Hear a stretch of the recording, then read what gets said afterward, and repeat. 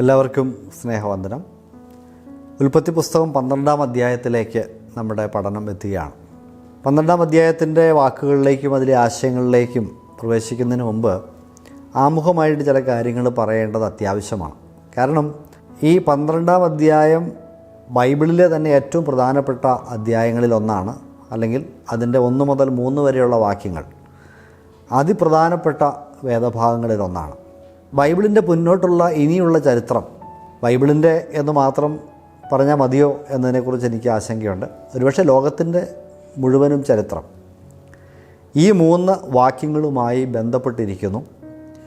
ഈ 3 വാക്യങ്ങളിൽ ദൈവം പറഞ്ഞിരിക്കുന്ന ആ കാര്യങ്ങൾ, അല്ലെങ്കിൽ ദൈവം അബ്രാഹാമിന് വാഗ്ദത്തം ചെയ്ത അനുഗ്രഹങ്ങൾ എങ്ങനെയാണ് ചരിത്രത്തിൽ നിറവേറുന്നത് എന്നാണ് തുടർ ചരിത്രങ്ങൾ നമ്മളോട് പറയുന്നത്.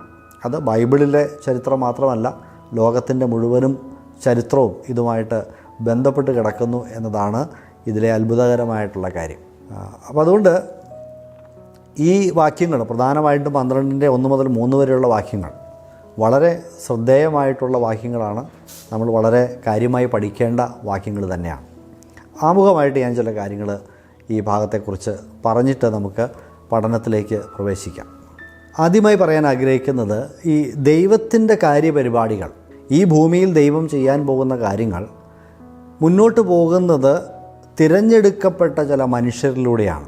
ദൈവം നേരിട്ട് പല കാര്യങ്ങൾ ചെയ്യുന്നുണ്ട് എന്ന് വന്നാലും ദൈവത്തിൻ്റെ പരിപാടികൾ പ്രധാനമായിട്ട് മുമ്പോട്ട് പോകുന്നത് മനുഷ്യരിലൂടെ തന്നെയാണ്. അപ്പോൾ ദൈവത്തിൻ്റെ സർവാധികാര കൃപയിൽ ദൈവം ചില മനുഷ്യരെ തിരഞ്ഞെടുക്കുന്നു. ആ തിരഞ്ഞെടുത്ത മനുഷ്യരിലൂടെ ദൈവം തൻ്റെ പരിപാടികൾ ഈ ഭൂമിയിൽ ചെയ്യുന്നു എന്ന് നമുക്ക് മനസ്സിലാക്കാനായിട്ട് സാധിക്കും. ഒരുപക്ഷെ നമ്മളിൽ ചിലരെങ്കിലുമൊക്കെ ചിന്തിക്കുന്നുണ്ടായിരിക്കും, ദൈവം ഇങ്ങനെ ഭൂമിയിലേക്ക് നോക്കിയിട്ട് കൊള്ളാവുന്ന കുറച്ച് മനുഷ്യരെയൊക്കെ തിരഞ്ഞെടുത്ത് ആ കൊള്ളാവുന്ന മനുഷ്യരിലൂടെ ദൈവത്തിൻ്റെ പരിപാടികൾ നടത്തുകയാണ് ചെയ്യുന്നത് എന്ന്. പക്ഷേ ബൈബിളിൻ്റെ ചരിത്രം നമ്മൾ വായിക്കുമ്പോൾ കൊള്ളാകുന്ന മനുഷ്യരെ തിരഞ്ഞെടുത്ത് ദൈവം അവരിലൂടെ പ്രവർത്തിക്കുന്ന രീതിയല്ല, മറിച്ച് യോഗ്യതയില്ലാത്ത മനുഷ്യരെ ദൈവത്തിൻ്റെ കൃപ നൽകി ദൈവം തിരഞ്ഞെടുക്കുകയും ഈ തിരഞ്ഞെടുക്കപ്പെടുന്ന മനുഷ്യരെ ദൈവം യോഗ്യരാക്കി തീർക്കുകയുമാണ് ചെയ്യുന്നത്. വളരെ മനോഹരമായ ഒരു ചിത്രമാണത്. യോഗ്യരായിട്ടുള്ള മനുഷ്യരെ ദൈവം തിരഞ്ഞെടുക്കുന്നതായിരുന്നുവെങ്കിൽ നമ്മളെപ്പോലുള്ള മനുഷ്യർക്കൊന്നും ദൈവത്തിൻ്റെ പരിപാടിയുടെ ഭാഗമായി തീരാനായിട്ട് സാധിക്കില്ലായിരുന്നു. എന്നാൽ സത്യം അതല്ല. ദൈവത്തിൻ്റെ കൃപ ദൈവം നൽകിയിട്ട് ചില ആളുകളെ ദൈവം തിരഞ്ഞെടുക്കുകയാണ്. അത് നോഹയുടെ കാര്യത്തിലും ശരിയാണ്. ലോകം മുഴുവനും ദൈവത്തിൽ നിന്ന് അകന്നു പോയ സമയത്ത് അവിടെ ദൈവത്തിൻ്റെ വചനം രേഖപ്പെടുത്തുന്നത് നോഹയ്ക്ക് ദൈവത്തിൻ്റെ കൃപ ലഭിച്ചു എന്നാണ്. അതിനുശേഷമാണ് നോഹ നിഷ്കളങ്കനായിരുന്നു, നീതിമാനായിരുന്നു, ദൈവത്തോടു കൂടെ നടക്കുന്നവനായിരുന്നു എന്നൊക്കെ നമ്മൾ കാണുന്നത്. ദൈവത്തിൻ്റെ കൃപ ലഭിച്ച, ദൈവം തിരഞ്ഞെടുത്ത മനുഷ്യർക്കാണ് ദൈവത്തിൻ്റെ ഇഷ്ടങ്ങൾ ചെയ്ത് ജീവിക്കുവാനായിട്ട് സാധിക്കുകയുള്ളൂ. അങ്ങനെ അബ്രാഹാമിനെ ദൈവം തിരഞ്ഞെടുക്കുന്ന സമയത്ത് അബ്രാഹാമിൻ്റെ ക്വാളിഫിക്കേഷൻ എന്തായിരുന്നു? അബ്രാഹാമിനെക്കുറിച്ച് പറയുന്നത്, അദ്ദേഹം പിതാവായ തേരഹിനോട് ഒരുമിച്ച് വിഗ്രഹാരാധിയായിരിക്കുന്ന സമയത്താണ്. ഈ മെസപ്പൊട്ടോമിയയിലെ ഊരിലുമൊക്കെ ഉള്ള മനുഷ്യർ ചന്ദ്രദേവനാണ് അവരുടെ പ്രധാനപ്പെട്ട ആരാധനാമൂർത്തി. സീൻ എന്ന് പറയുന്ന ഈ ചന്ദ്രദേവനെയൊക്കെ ആരാധിച്ച് ജീവിച്ചിരുന്ന മനുഷ്യരാണ്. അതിനെക്കുറിച്ച് ഒത്തിരി കഥകൾ യഹൂദ പുരാണങ്ങളിലൊക്കെ ഉണ്ട്. അപ്പം അങ്ങനെ വിഗ്രഹാരാധിയായിരുന്ന ഒരു മനുഷ്യനെ ദൈവം തിരഞ്ഞെടുത്തു.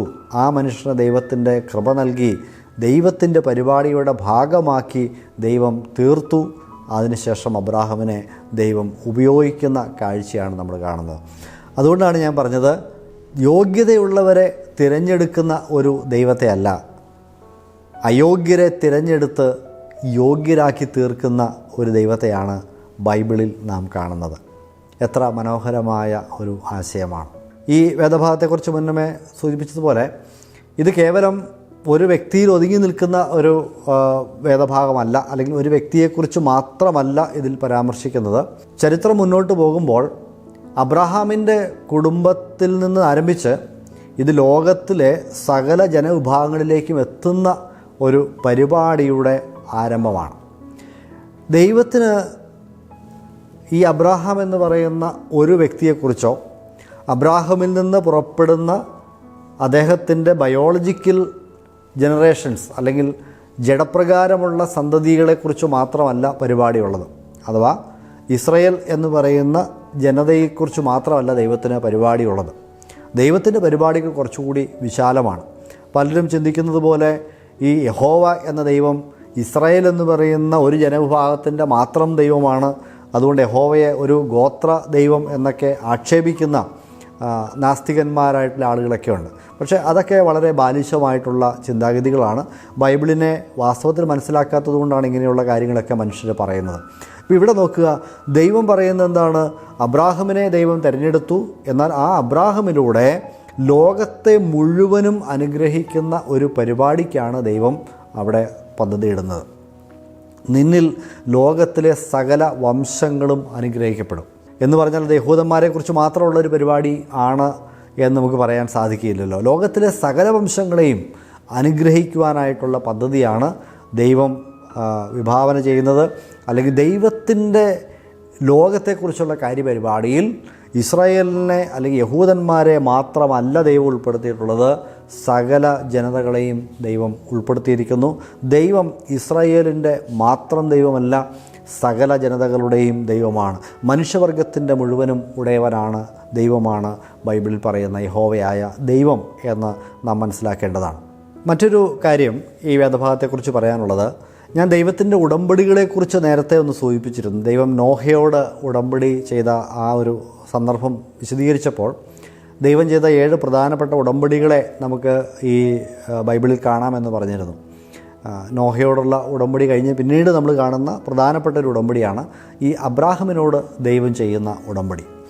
ഈ ഉടമ്പടി ഒരു ഏകപക്ഷീയമായ ഉടമ്പടിയാണ് എന്ന് നമുക്ക് കാണാം. കാരണം ദൈവം ഈ വാക്കുകളിലൊക്കെ, ഈ 3 വാക്കുകൾ നമ്മൾ പരിശോധിച്ചാൽ അബ്രാഹാം എന്തെങ്കിലുമൊക്കെ ചെയ്താൽ അനുഗ്രഹിക്കാം എന്ന രീതിയിലല്ല നമ്മൾ കാണുന്നത്. ദൈവം ഏകപക്ഷീയമായി അബ്രാഹാമിനെ അനുഗ്രഹിക്കുമെന്ന് പറയുന്ന ഒരു അൺകണ്ടീഷണൽ കവനൻറ്റ് എന്ന നിലയിലാണ് നമ്മൾ ഈ വേദഭാഗത്തെ നമ്മൾ കാണുന്നത്.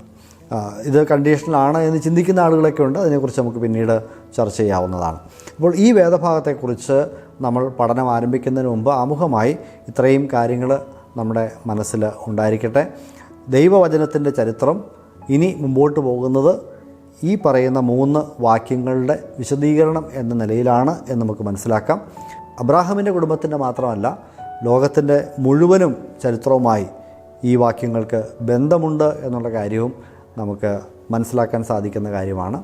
ദൈവത്തിൻ്റെ തിരഞ്ഞെടുപ്പിനെക്കുറിച്ച് പറയുമ്പോഴും അയോഗ്യരെ തിരഞ്ഞെടുത്ത് യോഗ്യതയുള്ളവരാക്കി തീർക്കുന്ന ഒരു ദൈവമാണ് നമ്മുടെ ദൈവം. മാത്രമല്ല, ഈ അബ്രാഹാമിക ഉടമ്പടി ഏകപക്ഷീയമായ നിരുപാധികമായ ഒരു ഉടമ്പടിയാണ് എന്നുമാണ് നമ്മൾ ഈ എപ്പിസോഡിൽ പറഞ്ഞത്. ദൈവം ഈ പഠനത്താൽ നമ്മളെ അനുഗ്രഹിക്കുമാറാകട്ടെ.